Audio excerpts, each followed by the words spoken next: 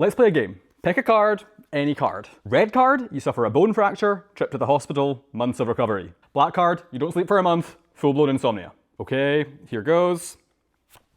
Those all sound like the worst party games ever, because I think they would be, but the scary part is that all those catastrophes basically have the same odds of happening to you across your lifetime as that random draw of the deck. Give or take, it's roughly 50-50. Now, I'm not saying this to scare you, but it's a fact that we've all basically been playing this game since birth, whether we know it or not. And the question isn't how do you play to win? The real question is how do you play knowing this information? How do you live your life as well and fully as possible, knowing that truly terrible things are kind of a coin flip away from happening? Stick with me and I'll show you how I made peace with the deck and how you can too. Let's talk some actual odds. 1 in 2 people will struggle with mental health or substance abuse. Roughly 40% of marriages end in divorce. 1 in 3 people will face some kind of cancer diagnosis. And if you broaden that to just cover people you know in your life, it gets even more likely. Roughly 1 in 100 people in the US will die in a car accident. Now that's not quite as bad as 50-50 red card, black card odds, but that's a 1 in 100 card game that I really would rather not be playing.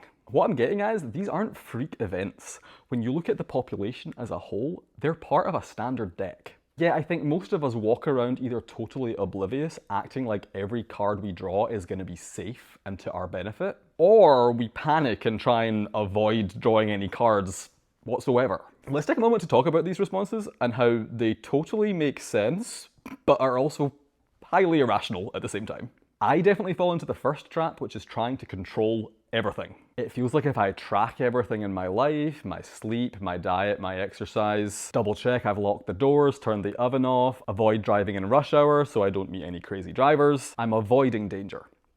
But what really happens is that safety becomes a prison. If I'm doing those things, I am not living my life to my fullest, and I'm also not actually decreasing the odds of tragedy all that much. It just feels like I am. The other trap, the other extreme, is just to deny that anything is going on.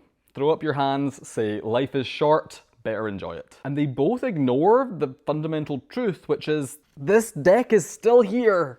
There's still that next card that you're going to be forced to draw, and you can't control what it's going to say or do or cause.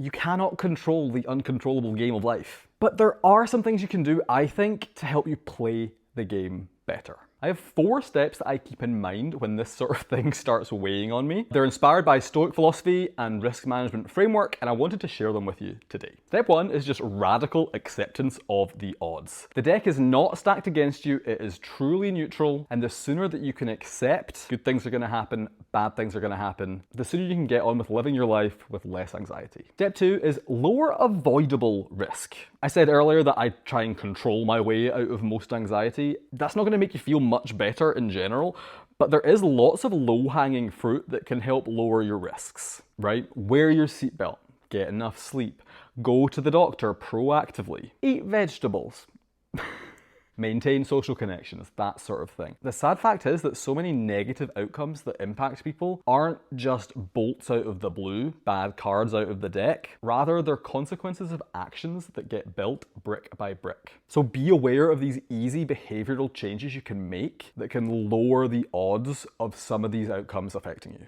Step 3, try to be as present as you can in your life. You don't know how many cards you have left in your deck.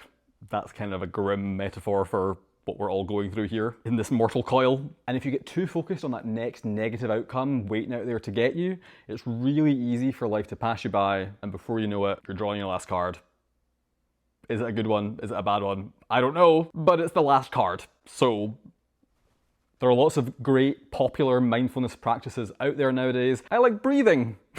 Have you tried it? Step 4 is, once I've centered myself, got all that stuff figured out in the moment, I remind myself I'm not perfect. I can't control everything. All I can do is use the information that I have to try and do the next right thing. Not the perfect thing, not the safest thing, just me paying attention to my life, what's going on, and trying to do my best. Whether that's calling my mum, having a little stretch, taking a drink of water, starting my next task at work, whatever. So where do we go from here? All you can do is keep breathing as long as you can, act wisely, make good decisions, and hold the ones that you love closely. Once you accept this random chance aspect of life, and get on with living it. I think whatever cards you're dealt, you're going to be in a much more strongly rooted, capable, confident position to handle whatever life throws at you. Until next time.